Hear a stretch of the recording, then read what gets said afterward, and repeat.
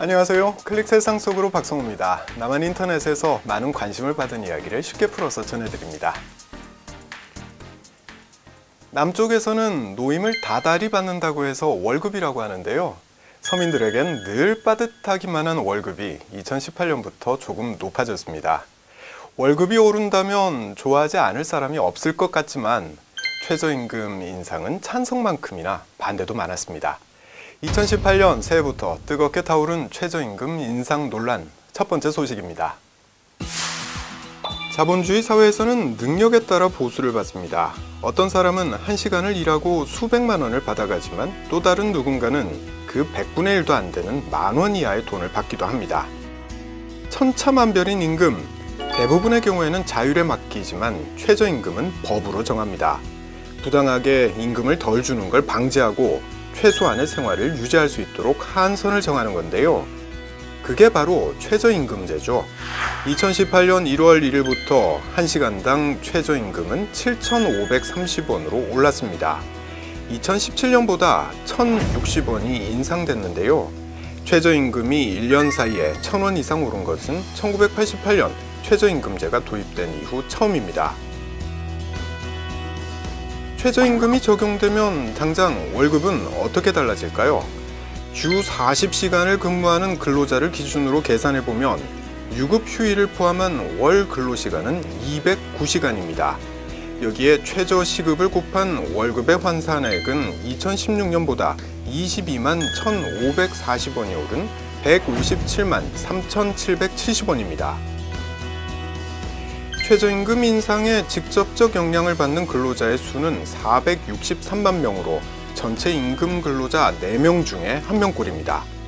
역대급 최저임금 인상을 놓고 사회관계망 서비스에서는 여전히 부족하다라는 점을 지적하면서도 인상 자체는 반기는 분위기입니다.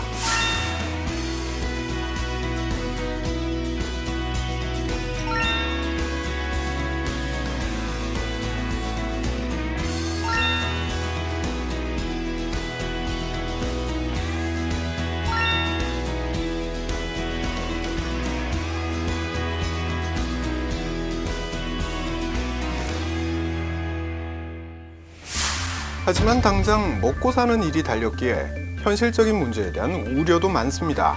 최저임금 인상의 부작용을 걱정하는 겁니다.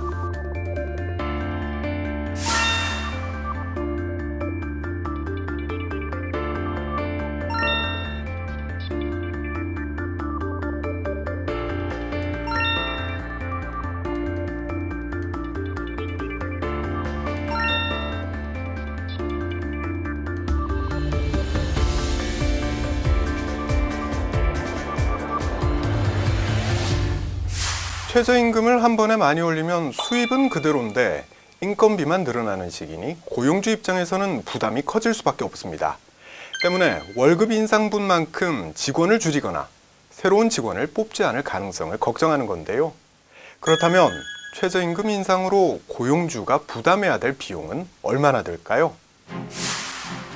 중소기업 중앙회 측의 발표에 따르면 2018년 중소기업과 소상공인들이 추가 부담할 인건비는 15조 2천억 원입니다. 그래서 정부에서도 최저시급 인상과 함께 관련 대책을 내놨는데요. 소상공인과 영세 중소기업이 추가로 부담할 인건비 중에서 3조 원 안팎을 지원하는 겁니다. 여기에 신용카드 수수료이나 부가가치세 공제 확대 등 간접 지원 대책도 내놨습니다. 하지만 중소기업 중앙회는 정부 지원 대책이 턱없이 부족해 인력을 감축할 수밖에 없다는 입장을 밝혔습니다. 최저임금 인상 이후 아르바이트생을 주로 고용하던 가게들은 무인 계산기를 설치하는 등 자구책을 마련하고 있습니다. 아파트 관리인들이 무더기로 해고당했다는 언론 보도가 나오기도 했습니다. 양날의 칼이라는 말이 있죠. 잘 사용하면 득이 되지만 잘못 사용하면 위험한 물건을 뜻하는데요. 최저임금 인상은 과연 한국 사회에 어떤 영향을 미치게 될지 모두가 주목하고 있습니다.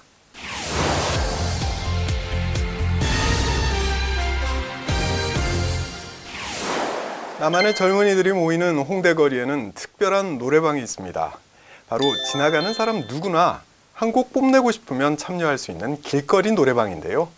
숨은 고수들이 마이크를 잡으면 해당 영상은 순식간에 사회관계망 서비스에서 공유됩니다. 사실 길거리 노래방은 인터넷으로 방송되는 1인 방송 프로그램 중 하나입니다. 유튜브 구독자만 50만 명이 넘고 영상 조회수도 최고 300만 건에 이르는 등 많은 사랑을 받고 있는데요. 길거리를 무대로 펼쳐지는 다양한 1인 방송의 세계 전해드립니다. 요즘 인터넷상에서 가장 뜨거운 숫자는 바로 1입니다. 한 사람이 진행과 제작 같은 모든 것을 담당하고 시청자들과 소통하는 1인 방송이 주목받고 있기 때문인데요. 일부 사람들만 즐겨보던 1인 방송이 대세로 떠오른 이유는 무엇일까요? 전문가들은 컴퓨터나 스마트폰의 보급으로 누구든지 인터넷 방송을 만들 수 있고 또 언제 어디서나 사람들이 이걸 즐길 수 있는 기반 환경이 마련된 것을 가장 큰 이유로 꼽습니다. 방송을 보면서 사람들이 바로바로 반응을 올리고 진행자가 그 반응에 대해 실시간으로 답하는 방식의 소통이 가능하다는 점도 빼놓을 수 없는 인기 비결입니다. 인터넷 방송의 가장 대표적인 사이트인 아프리카TV에는 하루 5,000개 이상의 동영상이 올라오는데요. 대다수의 영상은 오락 위주입니다. 먹는 방송인 먹방, 요리하는 방송인 쿡방, 게임하는 방송인 겜방 같은 신조어도 모두 인터넷 방송을 통해 탄생했습니다.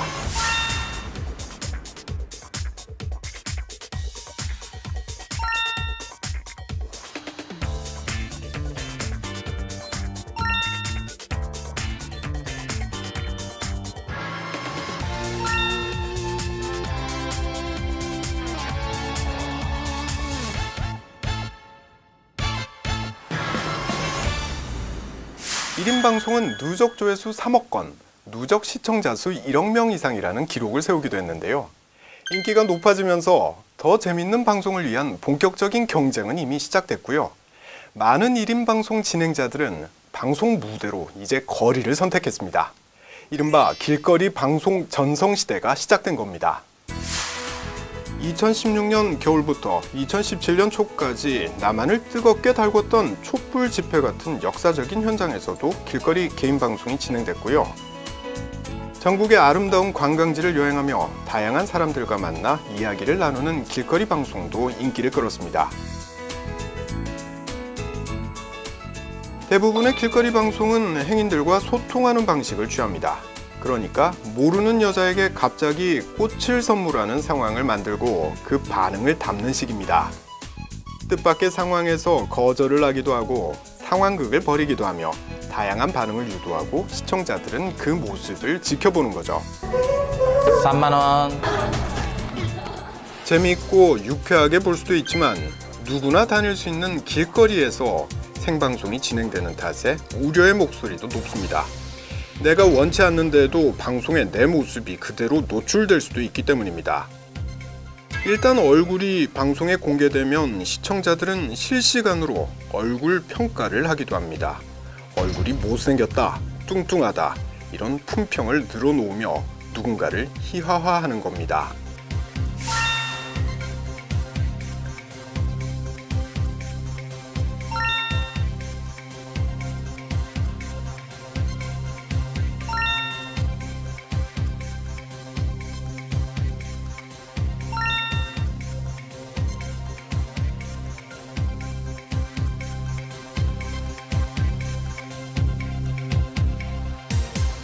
새로운 오락의 선두주자로 주목받으며 거리로 나선 1인 방송. 방송의 내용이 다양해지는 만큼 재미있고 유쾌한 변화이기도 합니다만 초상권 침해 같은 부작용도 적지 않았는데요. 이는 방송을 만드는 사람들은 물론이고 해당 영상을 시청하는 사람들도 함께 소통하면서 풀어야 될 숙제가 아닐까 싶습니다. 지금까지 박성호였습니다. 다음 시간에 다시 뵙겠습니다.